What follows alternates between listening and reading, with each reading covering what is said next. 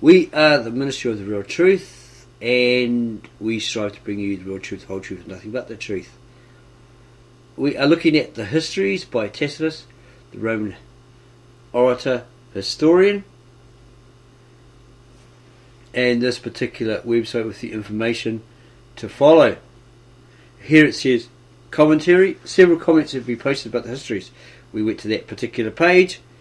Well, we had to copy this page, link to this page, and go to that page again, and then try to click on the Histories, and it was just a list of all other writers, and this particular page again, so that was bogus. It says a download a text-only version is available for download. You go to the site and you can download it here. Yeah, it leaves out all these lines and all the advertising, etc. So this is the Histories by Tacitus, the famous Roman orator or speaker, writer and historian of his day.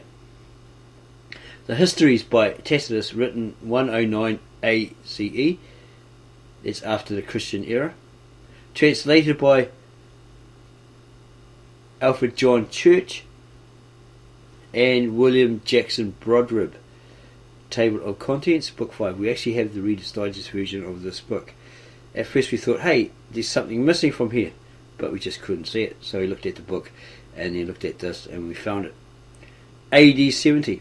Early in this year, Titus Caesar, who had been selected by his father to complete the subjugation of Judea, or the rulership, right, or bring it under the Romans,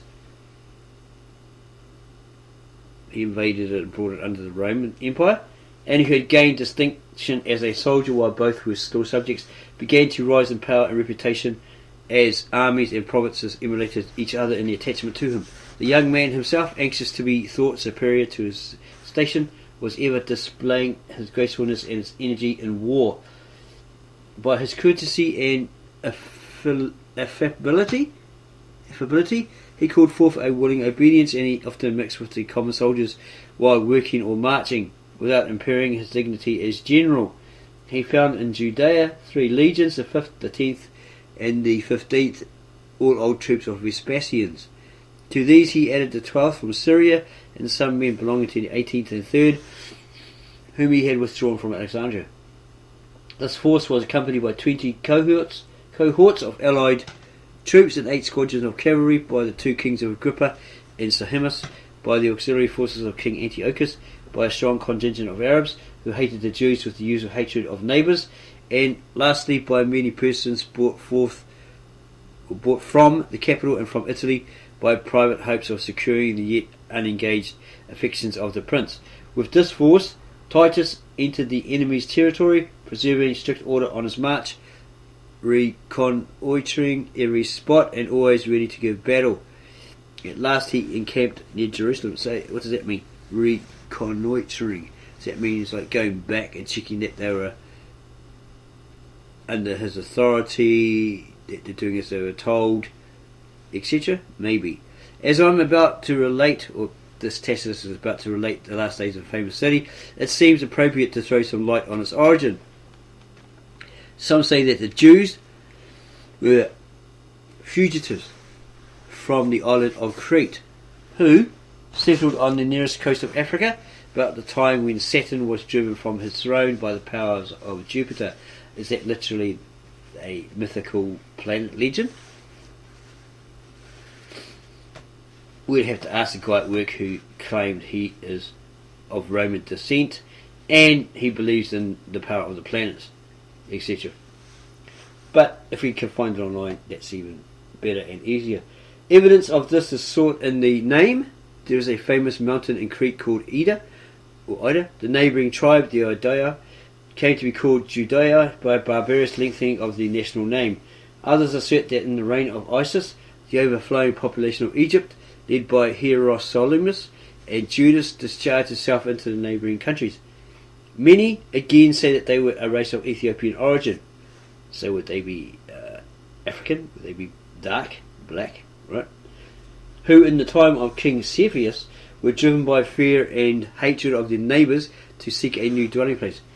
Others describe them as an Assyrian horde who, not having sufficient territory, took possession of part of Egypt and founded cities of their own in what is called the Hebrew country, lying on the border of Syria. Yeah, we read through our personal research that the Assyrians actually occupied it for a while, the city of Ramses, and destroyed it or something like that. They did some damage to it, and then they were ousted out eventually, something along those lines.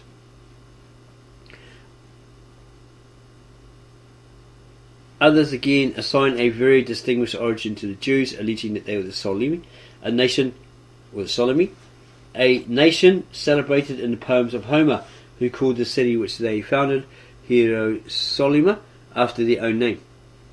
Most writers, however, agree in stating that once a disease which horribly disfigured the body, i.e. leprosy, broke out over Egypt, that King Bocchorus, or Pharaoh Bocchorus at the time, seeking a remedy, consulted the oracle of Hammon and was bidden to cleanse his realm. He was told, you clean it up, man, and to convey into some foreign land this race detested by the gods, because if they had this leprosy, then their people would catch leprosy and they would be affected and die too, or be deformed too.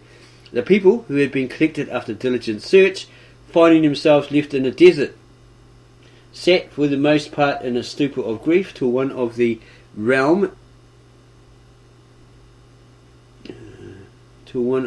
exiles, Moses by name, or Moses, warned them not to look for any relief from God or man, forsaken as they were of both, but to trust to themselves, taking for their heaven-sent leader that man who should first help them to be quit of their present misery, because he really wanted to be their leader, but they hadn't elected him, so obviously he couldn't be the leader. So, in desperation, he really wanted to be the leader. So someone suggested it to him, so he went all out to become that leader. He had to find a way. They agreed. Okay, this is what he's saying, because he wanted to be their leader. They agreed, and in utter ignorance began to advance at random, wandering through the desert, all over the place. Nothing, however, distressed them so much as the scarcity of water, and they had sunk ready to perish in all directions over the plain. When a herd of wild asses, probably rams, not so much donkeys, but probably rams, for the following reasons. A herd of wild asses was seen to retire from their pasture to a rock shaded by trees. Moses followed them, and guided by the appearance of a grassy spot, discovered an abundant spring of water. In the Bible, apparently hits this rock and water comes out of it and all this sort of stuff. This furnished relief to these wandering Israelites, Hebrews or Jews. After a continuous journey for 6 days, on the 7th day they possessed themselves of a country from which they expelled the inhabitants, and in which they found a city and a temple. Apparently the word comes from the ancient Egyptian or ancient Kemet Metanita, and it is something like Sabbat, which meant whatever in Egyptian. But they had the 6-day rest, etc., and so forth, and it became their Sabbath, according to the Bible, etc. Details. Yeah, we've forgotten the actual Egyptian name. We'd seen it somewhere, but you just couldn't remember what actually was defined as. And most writers, however, agree in stating that once the disease, leprosy, which horribly disfigured the body, broke out over Egypt, the king Bocchorus, seeking a remedy, consulted the oracle of Hammon, and was bidden to cleanse his realm and to convey into some foreign land this race detested by the gods. Their gods, right? The people who had been collected after diligent search, finding themselves left in the desert, sat for the most part in a stupor of grief. To one of the exiles, Moses by name, or Moses, warned them not to look for any relief from God or man, forsaken as they were of both, or by both, but to trust to themselves, taking for their heaven-sent leader that man who should first help them to be quit of their present misery. They agreed, and in utter ignorance began to advance at random, wandering through the desert. Nothing, however, distressed them so much as the scarcity of water, and they had sunk ready to perish in all directions over the plain, when a herd of wild asses was seen to retire from their pasture to a rock shaded by trees. Moses followed them, and guided by the appearance of a grassy spot, discovered an abundant spring of water. This furnished relief. After a continuous journey for 6 days, on the 7th day they possessed themselves of a country from which they expelled the inhabitants, and in which they found a city and temple. So they went there, and they kicked these people out, and then they took over. Probably this city of Avaris. yeah, which was originally called Sion, and then when they left and the fighting went to where Jerusalem is, they called that the New Sion, or the New Zion, after that place. Right? Moses, wishing to secure for the future his authority over the nation, gave them a novel form of worship, opposed to all that is practiced by other men. Things sacred with us, he's talking about the Romans, and the Roman Senate, emperors, etc., and the people, with them have no sanctity, while they allow what with us is forbidden. In their holy place they have consecrated an image of the animal, probably the ram, by whose guidance they found deliverance from their long and thirsty wanderings. They slay the ram, there you go, seemingly in derision of Haman, and they sacrifice the ox, because the Egyptians worship it as Apis. They abstain from swine's flesh, or pig, in consideration of what they suffered when they were infected by the leprosy, to which this animal is liable. We read somewhere that they had what the Egyptians termed bublo in their testicles, but we haven't found that again. They abstained from swine's flesh or pork or pig meat in consideration of what they suffered when they were infected by leprosy, to which this animal is liable. By the frequent fast they still bear witness to the long hunger of former days, and the Jewish bread, that's the matzah, made without leaven or yeast, is retained as a memorial of the hurried seizure of corn. On the way out they grabbed all this corn. We are told that the rest of the seventh day was adopted because this day brought with it a termination of their toils, or their hard labours, being slaves of the Egyptians. After a while the charm of indolence beguiled them into giving up the seventh year also to inaction, doing absolutely nothing, not tilling the land and all that sort of stuff, just leaving it to rest, etc. But others say that it is an observance in honour of Saturn, the planet Saturn, either from the primitive elements of their faith having been transmitted from the Idea, who are said to have shared the flight of that god, and to have founded the race, or from the circumstances that of the seven stars which rule the destinies of men. Saturn moves in the highest orbit and with the mightiest power, and that many of the heavenly bodies complete the revolutions and courses in multiples of seven. This worship, however, introduced, is upheld by its antiquity. All their customs, which are at once perverted and disgusted, this is what Tacitus is saying, not what we are saying. Tacitus, the Roman orator, historian, has written, the worship, however, introduced is upheld by its antiquity. All the other customs, which are at once perverse and disgusting, owe their strength to their very badness. Even the Egyptians found it that they did not like pigs. They found that they sleeping with them, or having them sleeping in their house with them, and other animals, was disgusting. Okay, and it owed their strength to their very badness. The most degraded out of other races, scorning their national beliefs, brought to them their contributions and presents. This augmented the wealth of the Jews, as also did the fact that among themselves they are just inflexibly honest. They are inflexibly honest and ever ready to show compassion, though they regard the rest of mankind with all the hatred of enemies. There's probably a certain faction, that actually does. Like the Zionists, we found a lot of people. We went to a workplace, about 3 or 4 of them, they were actually Zionists, and they really were nasty to us, verbally. A couple of other ones, I'm not too sure if they were actually Zionists, but they were of Jewish origin, and they were just horrible to us. Even one that had joined it, the Jewish faith, he just kept swearing at us. Oh, why do you believe in that? Called Jesus. Why do you? That, well, that sort of stuff just kept going off and off, and we're like, whoa, bro, that's not very religious, is it? Okay, the worship, however, introduced is upheld by its antiquity. All their customs, which were at once perverse and disgusting, owe their strength to their very badness. The most degraded out of other races, scorning their national beliefs, brought to them their contributions and presents. This augmented the wealth of the Jews. This also did the fact that among themselves they are inflexibly honest and ever ready to show compassion, though they regard the rest of mankind with all the hatred of enemies. We don't believe all of them are like that. Some of them are really, really nice. Unless it's a masquerade. They sit apart at meals, they sleep apart, and though as a nation they are singularly prone to lust. And that's probably why they have those problems with, what's his name? Weinstein, Epstein, Woody Allen, a couple of others. It's in their genetics. Is it in their DNA? Something like that. We're not being mean about them. It's just like, it seems uncanny how a lot of these people suddenly got caught doing what they were doing, right? And they happen to be Jewish. Hence Weinstein, Epstein, Woody Allen, and so forth. Okay, that's all we're saying. Okay, we're not being anti-Semites or prejudiced or biased or anything like. We're just bringing out that truth, okay, of what we've seen, okay, and heard and read about.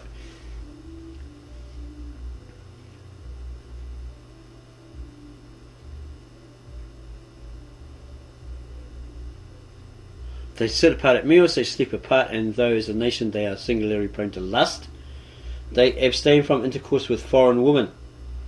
Among themselves nothing is unlawful. Again, we think it's a certain faction, right? If you look at the Babylonian Talmud, etc., etc. We don't know if it's all of them. We're not going to say it's all of them. That's stereotyping. That's prejudice, bias, or whatever, you know. Circumcision was adopted by them as a mark of difference from other men. Yeah, that's a rite of passage. If you want to be in their circle, that's what you had to do, because it was a covenant thing, showing that you are of God. You're separate from everybody else, right? Yeah, but you're of this one group. It's your commitment to God.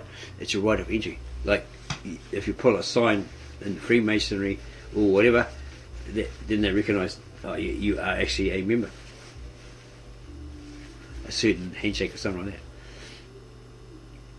Yeah, circumcision was adopted by them as a mark of difference from other men. Those who come over to their religion adopt the practice and have this lesson first instilled into them: to despise all gods, to disown their country, and to set at nothing parents, children, and brethren. Still they provide for the increase of their numbers. It is a crime among them to kill any newly born infant, or to charge each other interest, or to murder a Jew. Like, basically means to embarrass him, make him go red by giving him flack, right? Totally embarrassing him. They hold that the souls of all who perish in battle or by the hands of the executioner are immortal. They'll live forever. Hence a passion for propagating their race and a contempt for death.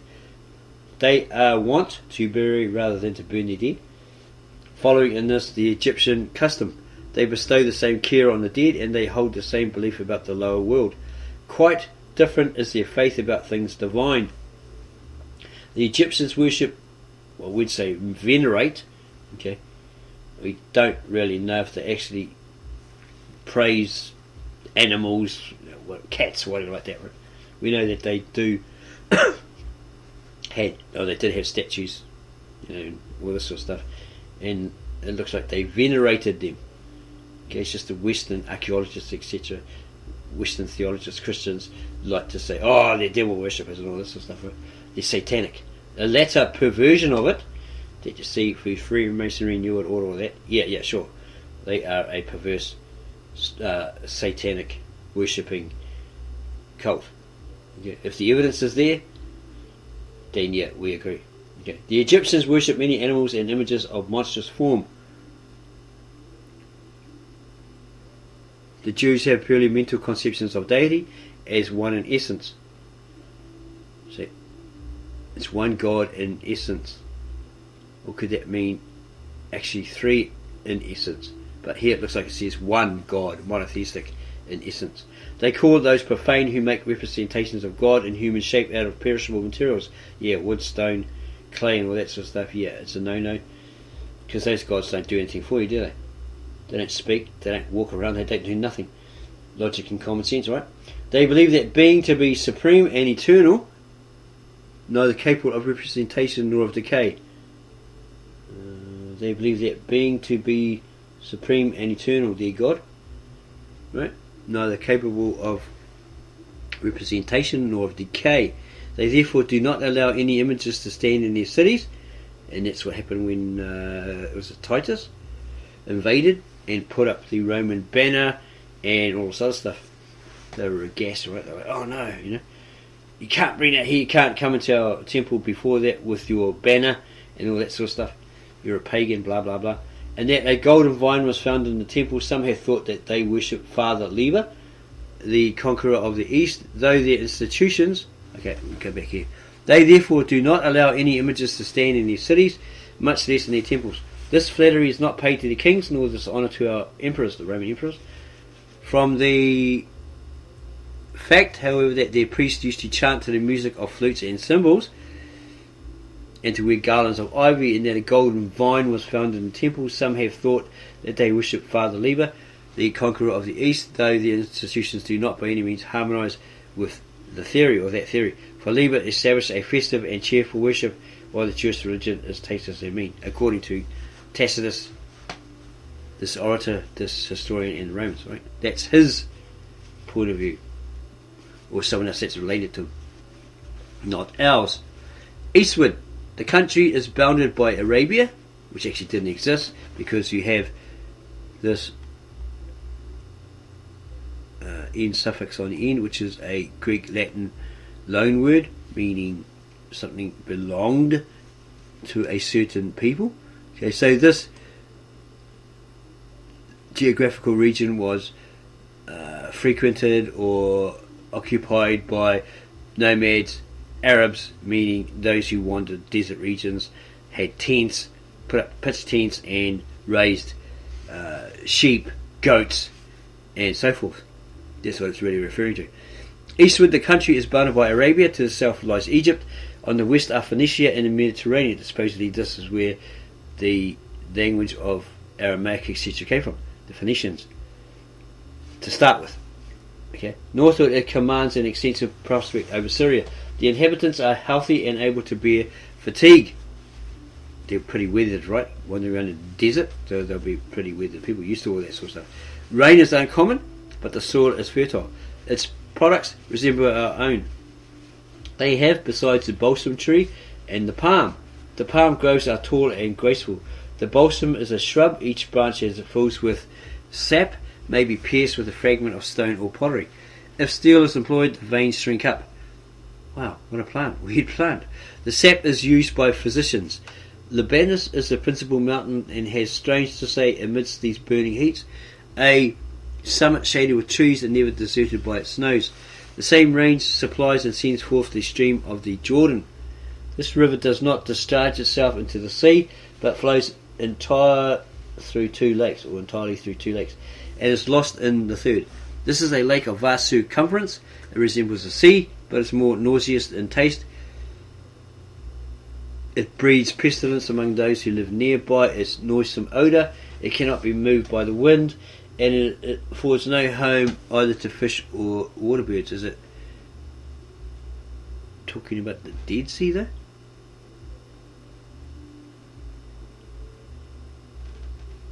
Okay. Maybe... Oh, well, it doesn't flow or anything like that. It's kind of weird. Okay, but I think it's talking about the Jordan specifically. These strange waters support what is thrown upon them as on a solid surface, and all persons, whether they can swim or not, are equally buoyed up by the waves. So it could be the Dead Sea that's actually referring to. He's actually referring to. At a certain season of the year, the lake throws up bitumen, and the method of collecting it has been taught by that experience which teaches all other arts. It is naturally a fluid of dark colour. When vinegar is sprinkled upon it, it coagulates and floats upon the surface. Those whose business it is to take it with the hand and draw it on the deck of the boat, it then continues of itself to flow in and lade the vessel till the stream is cut off. Nor can this be done by any instrument of brass or iron. It shrinks on blood or any cloth stained by the menstrual of woman. Wow, what an amazing water. Such is the account of old authors, but those who know the country say that the bitumen moves in heaving masses on the water, that it is drawn by hand to the shore, and that there, when dried up by the evaporation of the earth and the power of the sun, it is cut into pieces with axes and wedges, just as timber or stone would be. Wow. Not far from this lake, lies a plain, once fertile, they say, in the site of great cities, but afterwards struck by lightning and consumed. Of this event, they declare traces still remain, for the soil, which is scorched in appearance, has lost its productive power. Everything that grows spontaneously, as well as what is planted by hand, either when the leaf or flower have been developed, or after maturing in the usual form, becomes black and rotten and crumbles into a kind of dust.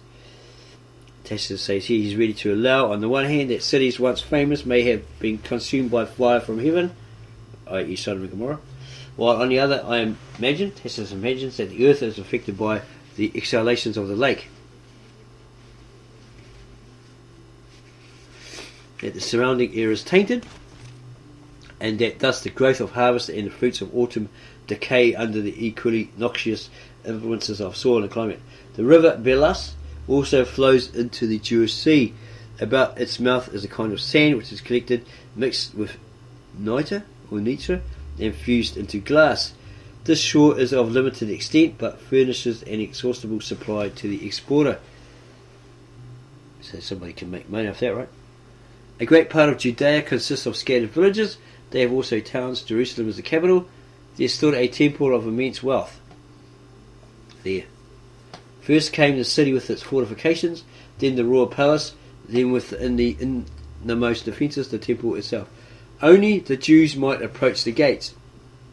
All but priests were forbidden to pass the threshold. While the east was under the sway of the Assyrians, the Medes and the Persians, Jews were the most contemptible of the subject tribes. When the Macedonians became supreme, King Antiochus strove to destroy the national superstition and to introduce Greek civilization, but was prevented by his war with the Parthians from at all improving this vilest of nations. Again, this is what Tacitus, the Roman orator, historian, has come across, or heard, or read. For at this time the revolt of Arsaces had taken place, or maybe he experienced. The Macedonian power was now weak, while the Parthian had not yet reached its full strength, and as the Romans were still far off, the Jews chose kings for themselves. Expelled by the fickle populace and regaining their throne by force of arms, these princes, while they ventured on the wholesale banishment of their subjects, on the destruction of cities, on the murder of brothers, wives and parents, and the other usual atrocities of despots, fostered the national superstition by appropriating the dignity of the priesthood as a support of their political power. Cneius Pompeius was the first of our countrymen, this is Tacitus talking about Romans, to subdue the Jews.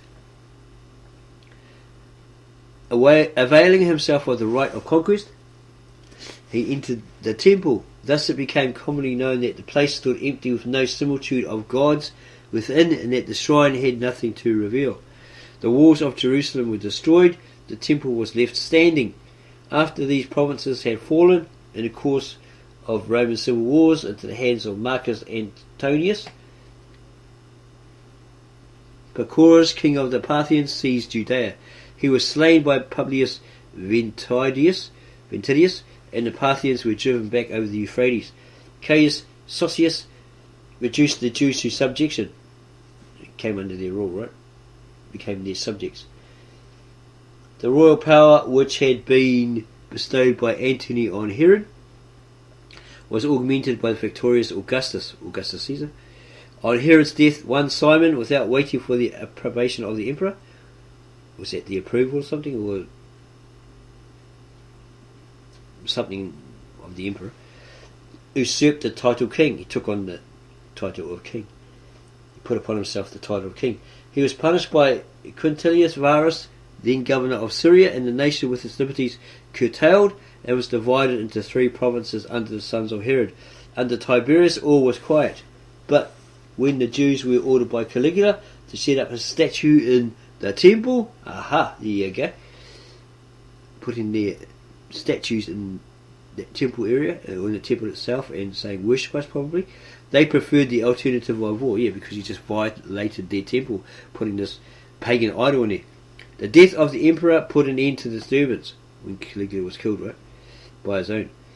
The kings were either dead or reduced to insignificance when Claudius entrusted the province of Judea to the Roman knights or to his own freedmen. one of whom, Antonius Felix, indulging in every kind of barbarity and lust, exercised the power of a king in the spirit of a slave. He had married Drusilla, the granddaughter of Antony and Cleopatra, and so was the grandson-in-law, as Claudius was a grandson of Antony. Yet the endurance of the Jews lasted until Gessius Florus was procurator. In his time the war broke out. Cestius Gallus, legate of Syria, who attempted to crush it, had to fight several battles, generally with ill success. He just couldn't win, right? Cestius dying either in the course of nature or from vexation, Vespasian was sent by Nero, and by help of his good fortune, his high reputation, and his excellent subordinates, succeeded within the space of 2 summers in occupying with his victorious army the whole of the level country and all the cities, except Jerusalem. And that former Simon was probably Simon Cockbar, or whatever his name was. The following year had been wholly taken up with civil strife, and had passed as far as the Jews were concerned in action. Peace having been established in Italy, foreign affairs were once more remembered. Our indignation was heightened by the Roman indignation was heightened by the circumstance that the Jews alone had not submitted. At the same time, it was held to be more expedient, in reference to the possible results and contingencies of the new reign, that Titus should remain with the army as the leader of the army. Right? Accordingly, he pitched his camp, as Tacitus has related, before the walls of Jerusalem, and displayed his legions in order of battle. The Jews formed their line close under the walls, whence, if successful, they might venture to advance, and where, if repulsed, they had a refuge at hand. The cavalry with some light infantry was sent to attack them, just the Romans, right, and fought without any decisive result. They just couldn't beat them. Shortly afterwards, the enemy retreated. During the following days, they fought a series of engagements in front of the gates, till they were driven within the walls by continual defeats. The Romans then began to prepare for an assault. It seemed beneath them to await the result of famine. They're not going to wait around for you to starve to death, run out of food, starve to death. We're eager to attack you and get rid of you right now. The army demanded a more perilous alternative, some prompted by courage, many by sheer ferocity, anger and greed of gain. Titus himself had Rome with all of its wealth and pleasures before his eyes. Jerusalem must fall at once, or it would delay his enjoyment of them. But the commanding situation of the city had been strengthened by enormous works which would have been a thorough defence even for level ground. 2 hills of great height were fenced in by walls which had been skilfully obliqued or bent inwards in such a manner that the flanks of an assailant was exposed to missiles. The rock terminated in a precipice. The towers were raised to a height of 60 feet, where the hill lent its aid to the fortifications, where the ground fell to a height of 120. They had a marvellous appearance, and to a distant spectator seemed to be of uniform elevation. Within were other walls surrounding the palace, and rising to a conspicuous height, the tower Antonia, so called by Herod, in honour of Marcus Antonius. The temple resembled a citadel, and had its own walls, which were more laboriously constructed than the others. Even the colonnades with which it was surrounded formed an admirable artwork. It contained an inexhaustible spring. There were subterranean excavations in the hill, and tanks and cisterns for holding rainwater. Well, apparently they had a river running underneath, right, and around and all that, so they never ran out of water. The founders of the state had foreseen that frequent wars would result from the singularity of its customs, as so had made every provision against the most protracted siege. After the capture of their city by Pompey, experience and apprehension taught them much. Availing themselves of the sordid policy of the Claudian era to purchase the right of fortification, they raised in time of peace such walls as were suited for war. Their numbers were increased by a vast rabble collected from the overthrow of the other cities. All the most obstinate rebels had escaped into the place, and perpetual seditions were the consequence. There were 3 generals and as many armies. Simon held the outer and larger circuit of walls. John, also called Bar-Gioras, occupied the middle city.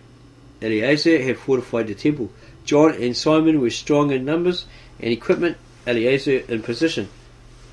There were continual continual skirmishes, surprises, and incendiary fires, and a vast quantity of corn was burnt. Approached.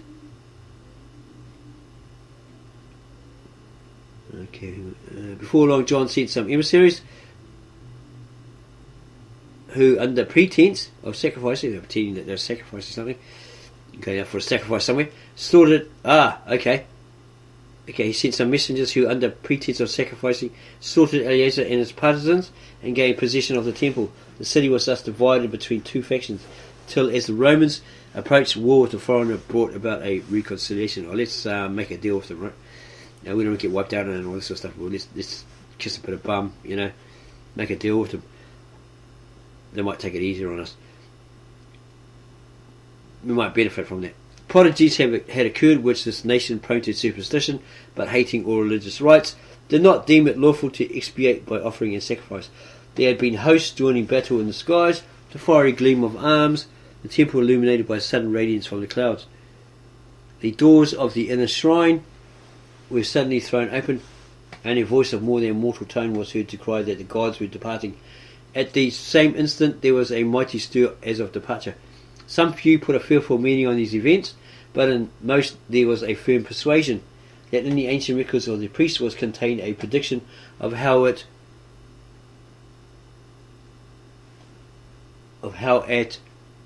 this very time the East was to grow powerful, and rulers coming from Judea were to acquire universal empire.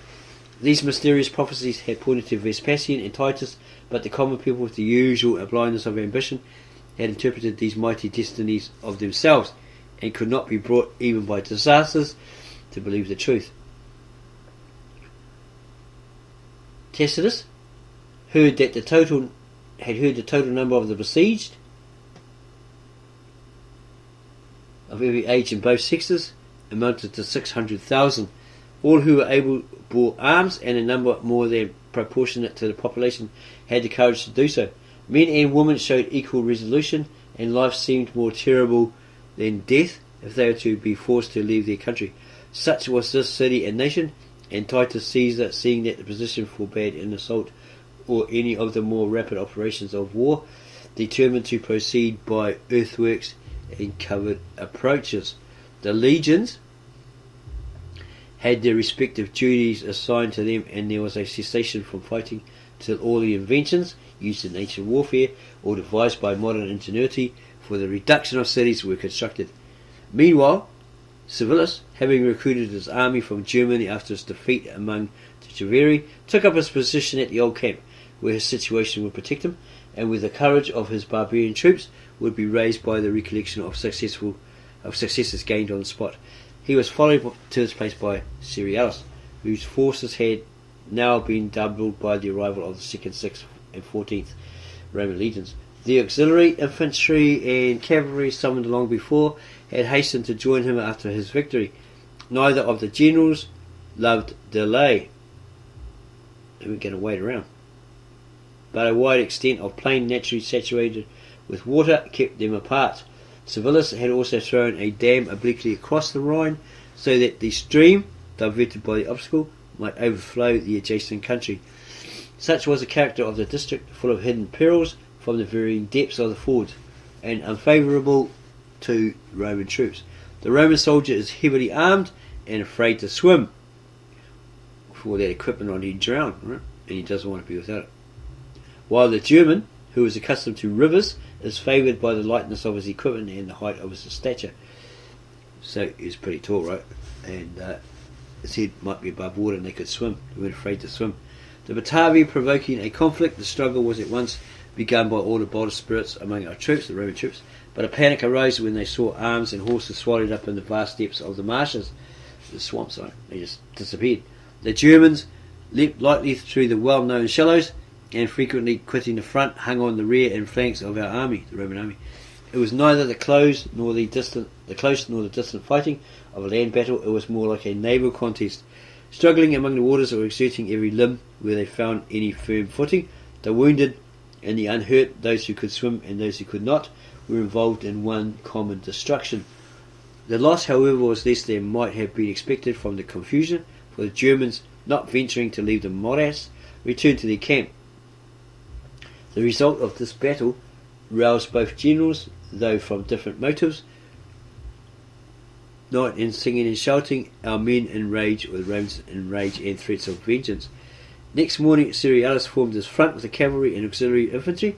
In the second line were posted the legions, the general reserving a picked force for unforeseen contingencies. Civilis confronted him with his troops ranged, not in line but in columns. On the right were the Batavi and the Gugani. The left, which was nearer the river, was occupied by the Trans-Rhenane tribes.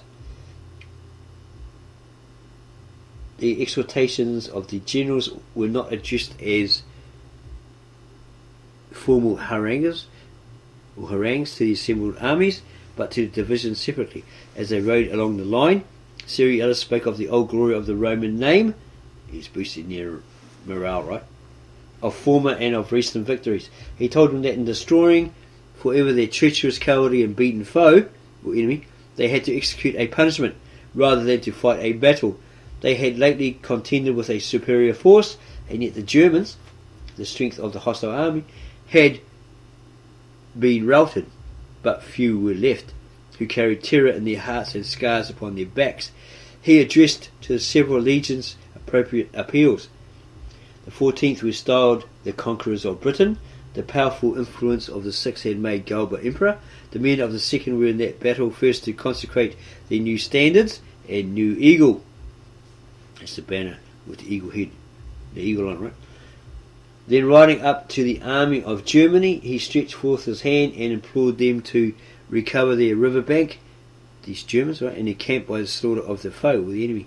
A joyful shout arose from the whole army, some of whom, after long peace, lusted for battle. They were dying to fight, right? They wanted some action, they wanted some war. While others, weary of war, desired peace, all were looking for rewards and for future repose. So there might have been money in it, and rewards, your own piece of land and little hacienda or something, little house, you and your family or whatever. There's always these incentives, these bribes probably, these rewards. Nor did Civilis marshal his army in silence. He called the field of battle to bear witness to their valour, their bravery.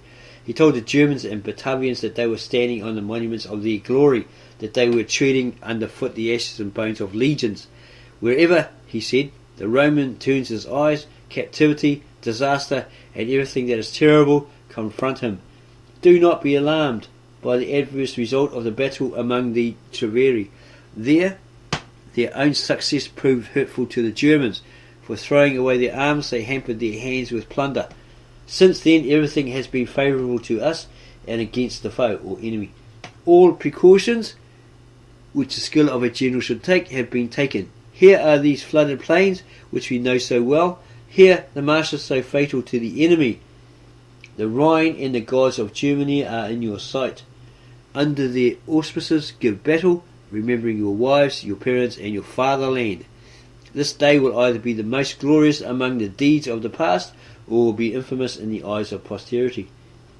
These words were hailed, according to the custom, with the clash of arms and with wild antics, and then the battle was commenced by a discharge of stones, leaden balls, and other missiles, the Roman soldiers not entering the morass, while the Germans sought to provoke and so draw them on. Give them crap, so they want to get in there and fight. Or unless you're talking about the enemy. When their stores of missiles were spent and the battle grew hotter, a fiercer onslaught was made by the enemy. Their tall stature and very long spears enabled them, without closing, to wound the Romans, or the Roman men, soldiers, who were wavering and unsteady. At the same time, a column of the Bructeri swam across from the dam, which Tacitus has described as carried out into the river. Here there was some confusion. The line of the allied infantry was being driven back when the legions took up the contest. The fury of the enemy was checked and the battle again became equal. At the same time, a Batavian deserter came up to Cerealis, offering an opportunity of attacking the enemy's rear if some cavalry was sent along the edge of the morass. The ground there was firm, and the Gugurni, to whom the post had been allotted, were careless. 2 squadrons were sent with the deserter, and outflanked the unsuspecting enemies. Always a Judas amongst them. At the shout that announced the success, the legions charged in front. The Germans were routed and fled towards the Rhine. The war would have been finished that day if the fleet had hastened to come up, the Roman naval fleet. As it was, the cavalry did not pursue, for a storm of rain suddenly fell, and night was at hand. If you like this, subscribe to our channel, give us a like, add your comments below in the comment section there, tell us how much you're enjoying it, and then go share this with all your family, friends and others that like these kind of tales, these brave battles and all this sort of stuff. The next day the 14th Legion was sent into the upper province to join Gallus and Aeneas. The 10th, which had arrived from Spain, that's probably the 10th Legion, supplied its place in the army of Cerealis. Civilis was joined by some auxiliaries from the Chauci. Nevertheless, he did not venture to fight for the defence of the Batavian capital, but carrying off property that could be removed, or the goodies, and setting fire to the remainder, he retreated into the island. So he removed the booty and took off. He retreated into the island, aware that there were not vessels enough for constructing a bridge, and that the Roman army could not cross the river in any other way. It's probably what the Germans copied from. When they went across rivers, they constructed all these bridges, connected bridges, etc., and the tanks got across their trucks, etc. Have a look at that. He also demolished the dike. It's talking about something that stops the water, right? It's like what they have in Holland or something like that, to stop the water, right? Constructed by Drusus Germanicus, and by destroying this barrier sent the river flowing down a steep channel on the side of Gaul. The river having been thus, so to speak, diverted, the narrowness of the channel between the island and Germany created an appearance of an uninterrupted surface of dry ground. Tutor, Classicus, and 113 senators of the Treveri also crossed the Rhine. Among them was Alpinius Montanus, of whose mission into Gaul by Antonius I have already Tacitus already spoken about, and probably in an earlier part of his Histories. He was accompanied by his brother Decimus Alpinius. His other adherents were now endeavouring to collect auxiliaries among these danger-loving tribes by appeals to their pity and their greed. The war was so far from being at an end that Servilius in one day attacked on 4 points the positions of the auxiliary infantry and cavalry and of the legions, assailing the 10th Legion at Arenicum, the 2nd at Batavadorum, and the camps of the auxiliary infantry and cavalry at Grinus and Vara, and so dividing his forces, that he himself, his sister's son Verax, Classicus and Tutor, led each his own division. They were not confident of accomplishing all these objectives, but they hoped that, if they had made many ventures, fortune would favour them on some one point. The gods favour the brave, right? Besides, Cerealis was not cautious and might easily be intercepted, as the multiplicity of tidings hurried him from place to place. The force which had to attack the 10th Legion, thinking it a hard matter to storm a legionary encampment, surprised some troops who had gone out and were busy felling timber, cutting down trees, killed the prefect of the camp, 5 centurions of the first rank and a few soldiers. The rest found shelter behind the fortifications. At Batavadorum, the German troops tried to break down the bridge partly built. Night terminated an indecisive conflict. There was greater danger at Grinus and Vara. Civilis attacked Vara, Classicus, Grinus, and they could not be checked, for our bravest men, the Romans' bravest men, had fallen, among them Briganticus, who commanded a squadron of cavalry, and of whose loyalty to the Roman cause and enmity to his uncle Civilis won. Tacitus already spoke about, probably in an earlier portion of his book of Histories. But when Cerealis came up with a picked body of a cavalry, the fortune of the day changed, and the Germans were driven headlong into the river. Civilis, who was recognised while seeking to stop his flying troops, became the mark of many missiles. They're all targeting at him, right? Left his horse and swam across the river. Viriax escaped in the same way. Some light vessels were brought up and carried off Tutor and Classicus. They probably recognised, these must be the leaders, so we'll try and get rid of them, right? And then all the men will scatter, because they won't have a leader to push them on. Okay. Even on this occasion, the Roman fleet was not present at the engagement, though orders had been given to that effect. Fear kept them away, and their crews were dispersed about other military duties. Chicken! Cerealis, in fact, allowed too little time for executing his commands. He was hasty in his plans, though eminently successful in their results. Fortune helped him. Yeah, fortune helps the brave. Fortune helped him even when skill had failed, and so both the general and his army became less careful about discipline. A few days after this he escaped the peril of actual capture, but not without great disgrace.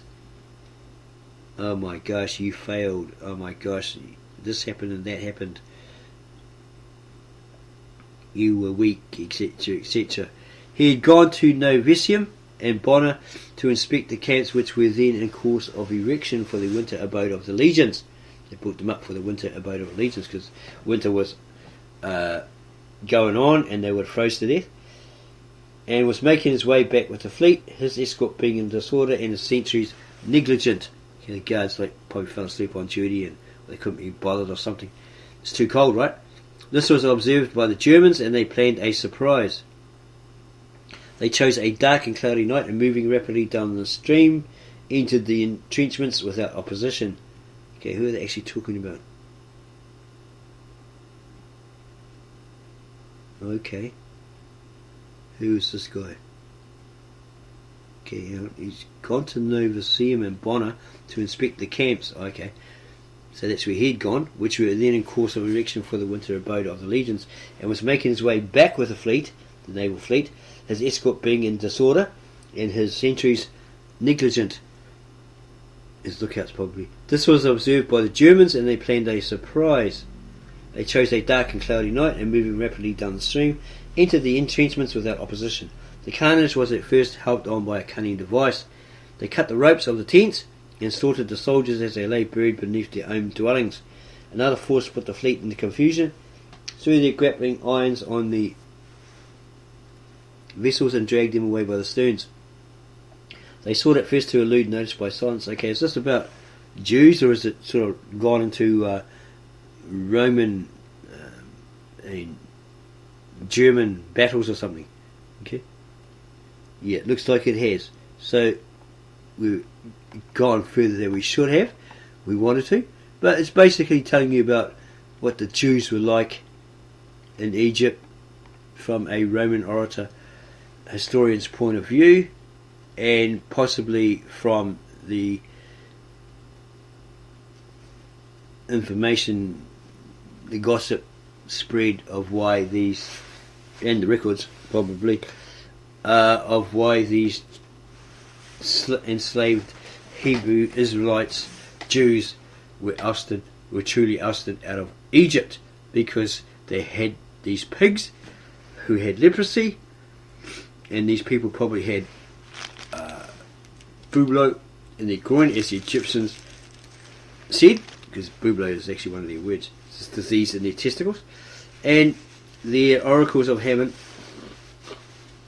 their seers, said, well, you better get these people out of here because they've got leprosy, and of course deformities, disfiguration of bodies. Your people will catch it and they'll go through the same, they'll die, etc., etc. Let it spread. So King Baracus, or whatever your name is, get them the hell out of our Egypt, throw them out, and then that's it. Right? Them and their pigs, etc. Okay, before you get infected, whatever they want, give them and get rid of them. Okay, or else it'll be too late. You lose all your people, etc., etc.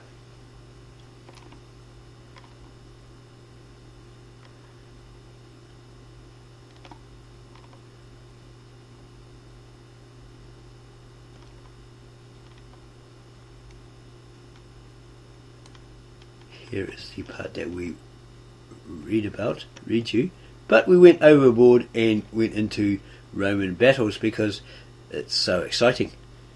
Okay, so if you found this video, this information really exciting, then subscribe to our YouTube channel and give us a like, give us the thumbs up, and then tell us all about how much you enjoyed it in the comment section below, and we'll get back to you on that.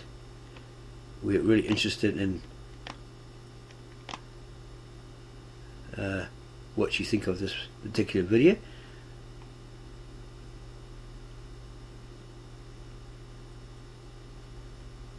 And go share this particular video with all your family, friends and others that have a great interest in history, battles fought, and so forth.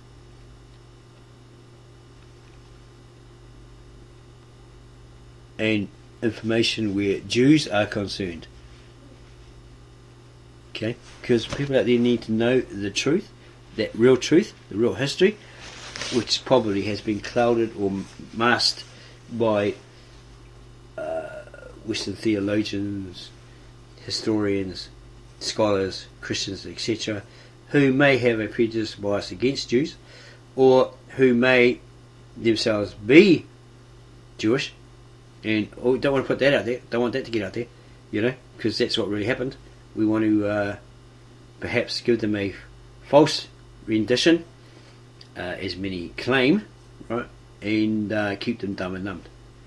Okay, this is just what may be true, or it may just be an assumption. You, the individual, has to work that out by doing your own personal research on this subject to establish the facts, the evidence, to find the evidence that proves itself evident, and so forth and so forth. Thank you for taking time to watch this, our latest video creation and upload.